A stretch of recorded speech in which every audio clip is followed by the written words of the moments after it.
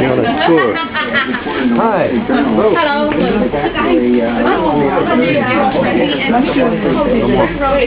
Macaron soup then I have.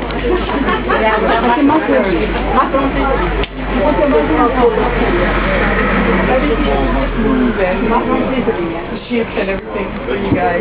Yeah. I had the you're feeling cramped around that, so you guys can come around, and then we'll point out everything along the way.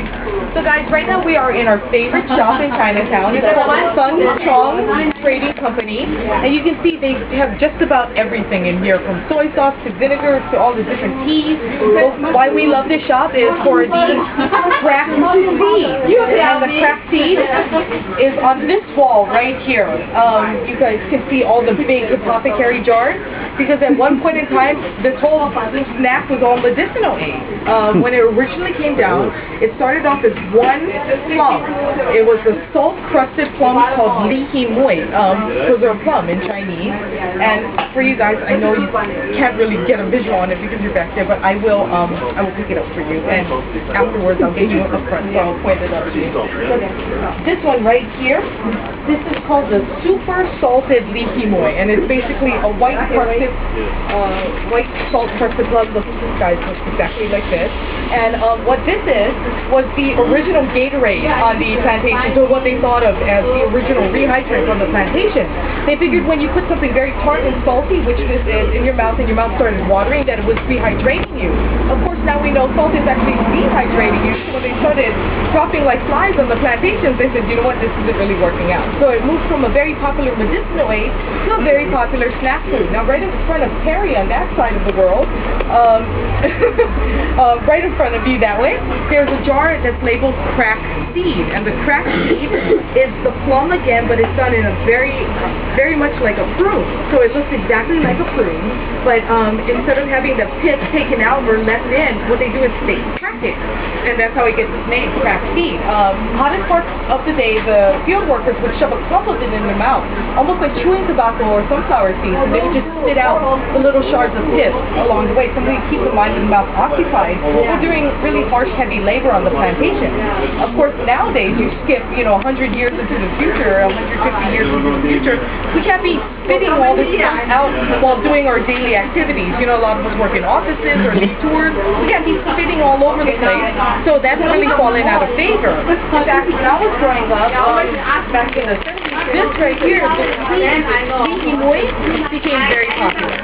This was the original, you know how like you guys have like the atomic warheads and the really sour candies that you would torture each other with? Like, oh, Fern, I dare you to eat 2, and then you would go, oh, Isabel, I dare you to eat 3, That's what the kids here in Pivot said. Hard, it's salty, but it still has a little bit of sweetness in.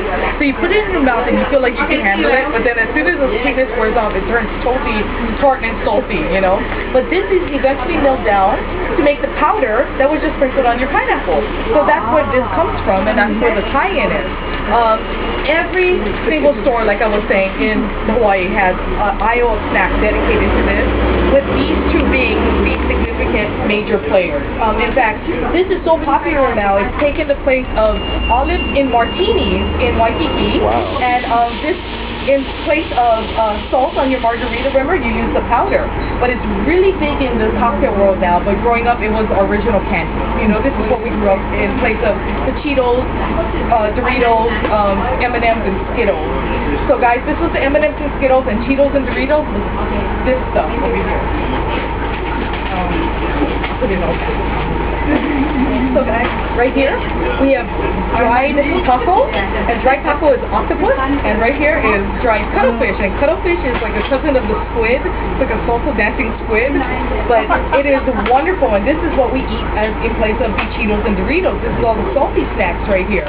So this is eaten right out of the bag. It's not soup-based or bait.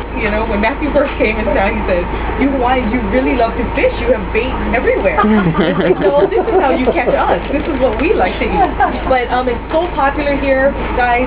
Every single store has an aisle. Even Walmart has an aisle dedicated to this genre of snack food. But guys, we want you to take a look around because it's such an interesting store. If you have any questions on anything, I have some little goodies to give out to you. $4, okay? Yeah. But take a look around. If you have any questions, please feel free to ask. Matthew's right outside. I'll be in here. But go a while. Feel free.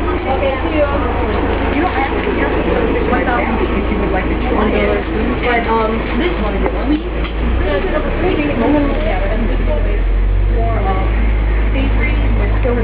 Kira, there's, she said she has the flower tea. yeah, we do. Oh, yeah, yeah.